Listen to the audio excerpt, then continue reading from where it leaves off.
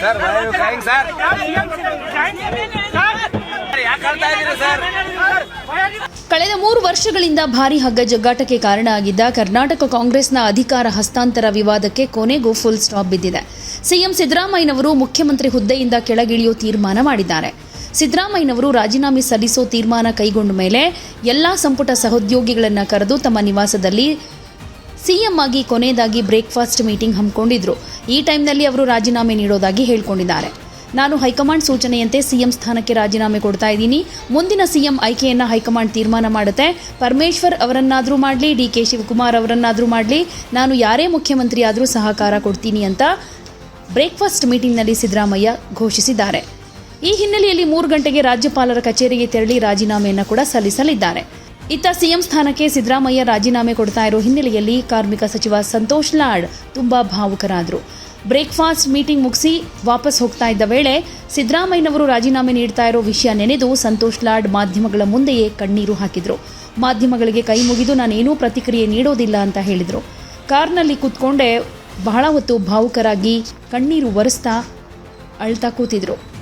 ಸಂತೋಷ್ ಲಾಡ್ ಅವರು ಕಣ್ಣೀರಾಗ್ತಾ ಇರೋ ವಿಡಿಯೋ ಕೂಡ ಈಗ ಸೋಷಿಯಲ್ ಮೀಡಿಯಾದಲ್ಲಿ ವೈರಲ್ ಆಗ್ತಾ ಇದೆ. ಸಂತೋಷ್ ಲಾಡ್ ಮಾತ್ರ ಅಲ್ಲ, ಕಾಂಗ್ರೆಸ್ನ ಅನೇಕ ಶಾಸಕರು ಸಿದ್ದರಾಮಯ್ಯನವರು ಈ ರೀತಿ ರಾಜೀನಾಮೆ ಕೊಡ್ತಾ ಇರೋದಕ್ಕೆ ಬಹಳಷ್ಟು ನೊಂದಿದ್ದಾರೆ. ಒಂದಷ್ಟು ಮಂದಿ ಅದನ್ನು ಬಹಿರಂಗವಾಗಿ ಹೇಳ್ಕೊಂಡಿದ್ರು, ಇನ್ನು ಕೆಲವರು ಏನೂ ಹೇಳದೆ ಸುಮ್ಮನೆ ಇರಬಹುದು. ಆದರೆ ಸಿದ್ದರಾಮಯ್ಯನವರ ಪರವಾಗಿ ಹೆಚ್ಚು ಶಾಸಕರು ಇದ್ದರು. ಆ ಕಾರಣಕ್ಕಾಗಿ ಸಿದ್ದರಾಮಯ್ಯನವರಿಗೆ ಬೆಂಬಲ ಕೂಡ ಜಾಸ್ತಿನೇ ಇತ್ತು. ಆದರೆ ಈಗ ರಾಜೀನಾಮೆ ಕೊಡೋ ನಿರ್ಧಾರ ಮಾಡಿರೋದ್ರಿಂದ ಅನೇಕ ಶಾಸಕರಿಗೆ ತುಂಬ ದುಃಖ ತರಿಸಿದೆ.